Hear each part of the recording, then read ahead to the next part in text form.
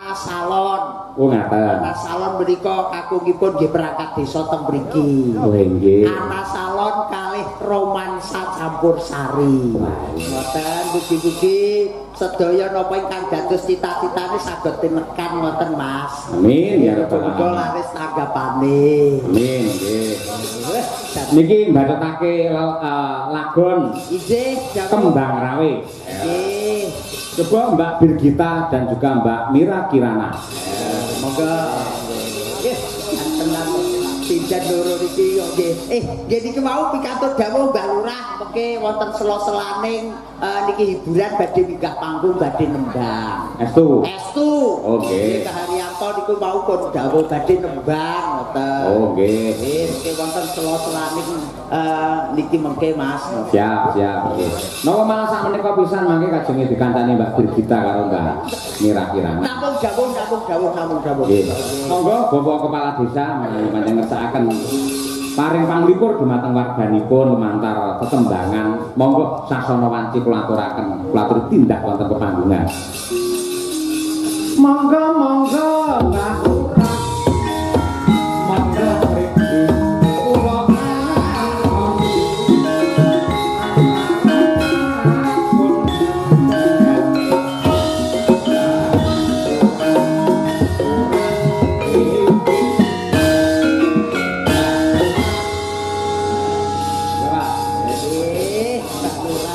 ya ini gagah gede dhuwur kaya Raden Bratasena. Minggah mawon Mbak Lurah. Nggih. Minggah. Anu Mas, Pripun? bareng ning dhuwur isin. Oh nggih kula baturi teng kadang nggih. Lek enten pados tiyang tiga melih lenggah wonten nggih anu Kenduri pertuni. malah. Niki balusi wong e wong pikir munggah balusi. Wah, lah nggih mboten malah kelanganane ngireng niku. Aku kan delek sing bilang. Lalu si tenggriya langkung cemeng melih. Nggih. Terus Nggih. Pripun mirsani para warga jenengan luar biasa. Alhamdulillah Pak Cahyo. Harapan kami ke depannya nanti lebih baik lagi di tahun berikutnya Mas. Nggih. Menang mriki niku 2 tahun sekali napa 1 tahun sekali? 2 tahun Mas, Pak Haji kesupen nggih. Nggih, nggih 2 tahun. 2 tahun sekali Pak Cahyo. Nggih, ngabaken mangke rutin, Pak. Mugi-mugi dipun barokah kalian Gusti Allah. Amin ya rabbal alamin. Nembang napa? Biasanya anu Mas Cahyo ora tau nyanyi pitur iki. Mboten nate karaoke Pak. Nek kuwi berenaksa. Oh, kuwi lho isti ya, kuwi isti. Ngendikane mau kan ibu kagungan unek-unek. Ah, bener. Iki aku arep nyambut gawe karo Mas Cahyo. Nggih. Nduk anu Bu, aku aja digondeli. Nggih. Nah, ngoten. Lagune aja digondeli. Ojo Mas Gareng. Ada digondeli, Pak. Nggih, nggih ta. Monggo. Duit kali sinten niki Mbak Birgita nggih wonten, Mbak Mira nggih wonten. Jangan pilih Mas Cahyo. Oh, bir. Lek tau pilih bingung ngono Mas. Nggih, wong napa bingung niku pun bebas mawon, Mbak. Milih niki pripun sing penting mboten nika. Niku hari ulang tahun Ibu. cara kono niki. Nggih, beli dalu, Pak. Loh, saliman ku niki sarung lho. Tangannya ngomong halus lho kaya Ya Allah. iki. Anu Pak, BTW Pak. Pak Haryanto ini namanya kan sama kayak saya. Saya kan Birgita Ayu Setiani Haryanto. Bapakmu Haryono. Haryanto. Oh, iya. Berarti kan kula niku anake, lha lek anake berarti nggih nyuwun sawu no, Pak, karo bapake. 1000 atau 2000. Ya 1 juta, Pak. Awas, Pak. Ya toh Mas Ayo lek wong ayu ki mesti larang. Lek karo aku kan gratis. Dikunjuli koro-koro. Wis kunjul oke kan balusi. Nggih. Buat monggo Mas Cahyo salah. Siap. Nggih, Aja digondeli.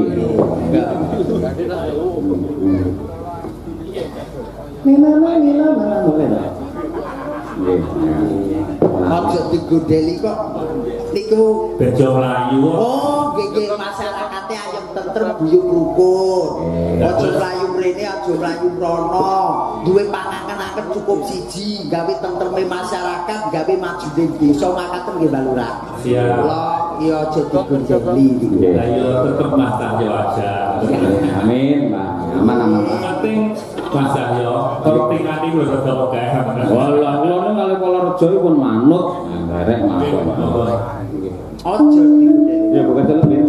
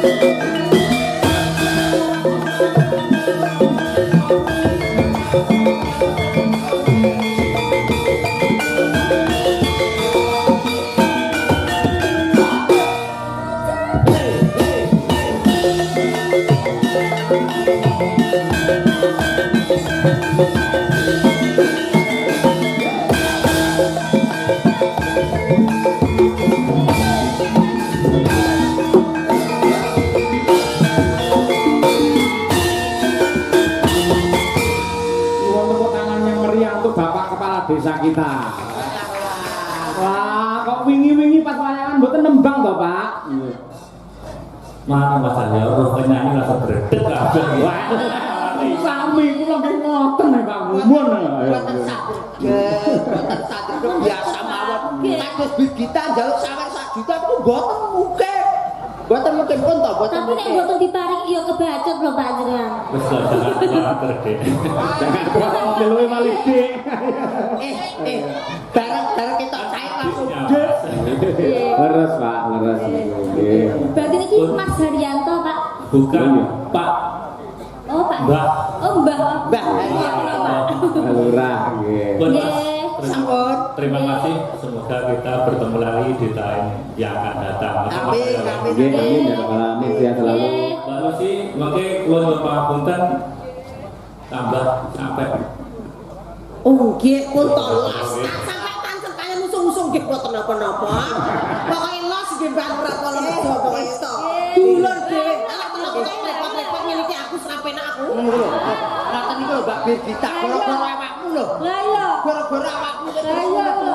Langsung. Aku langsung ra mentuwek. Makasih Mbak Nuwun Lurah. katresnanipun Mbak Lurah nggih. Muga-muga. Sik.